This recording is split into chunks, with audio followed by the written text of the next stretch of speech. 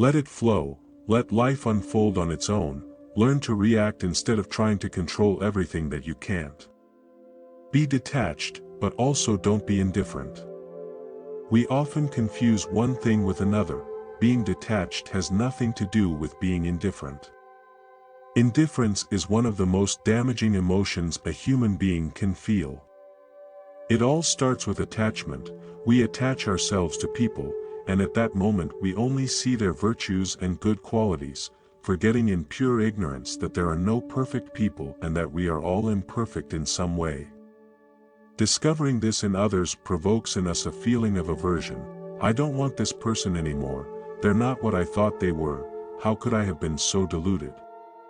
Could the answer to this question be solely our responsibility for the unjust expectations we develop for a human being who, besides virtues, also has flaws? At that moment when we feel this way, we create aversion to everything that comes from that person, which inevitably leads to a sea of indifference and contempt for the other, even if it is solely caused by our lack of acceptance for what the other is, for their light and shadow.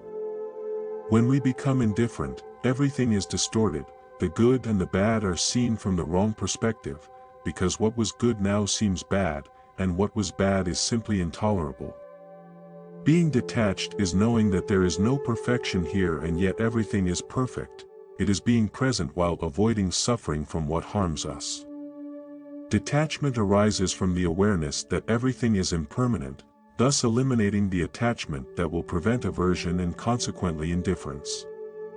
There is also a defensive and unhealthy detachment that prevents us from seeing people's essence, ending up making us cold, distant, and indifferent to the true essence of these people.